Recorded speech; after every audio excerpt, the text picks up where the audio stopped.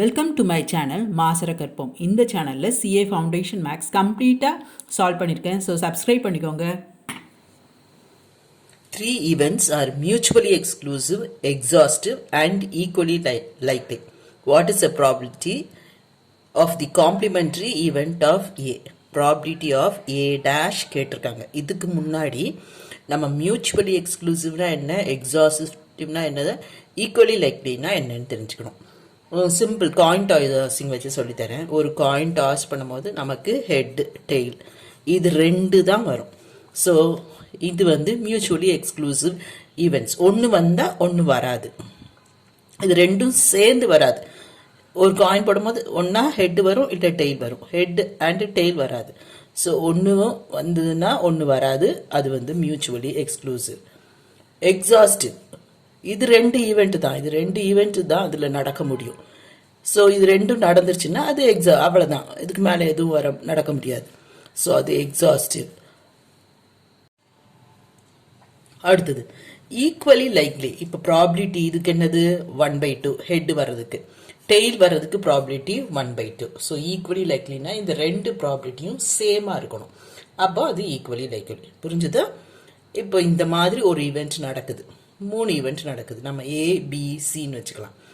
இப்போ இது probability of A union B union C இது மியூச்சுவலி எக்ஸ்க்ளூசிவாக இருக்கனால it is equal to probability of A plus probability of B plus probability of C. ஏன்னா intersection வராது. சொன்ன ஹெட்டும் டெய்லும் சேர்ந்து வராது. அது மாதிரி A intersection B, B intersection C, C intersection A, அப்புறம் A intersection B intersection C வராது. ஸோ இந்த ஃபார்முலாவில் இது மட்டும்தான் இருக்கும். ஈக்குவலி லைக்லி, அதனால இது எல்லாமே equal. Probability of A is equal to B, probability of B is equal to probability of C is equal to நம்ம ஏதோ ஒரு கேன்னு வச்சுக்கலாம். எக்ஸாஸ்டிவ். ஸோ இந்த union equal to 1.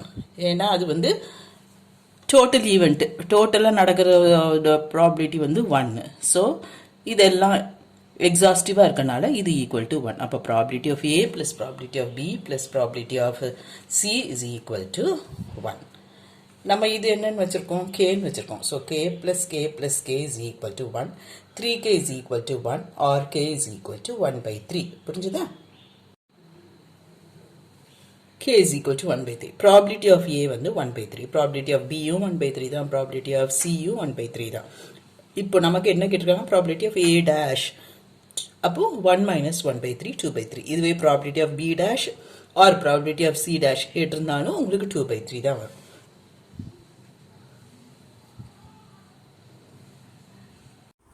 Hope this video is useful to you all. Do like, share, comment and subscribe so that you can track and crack. Thank you.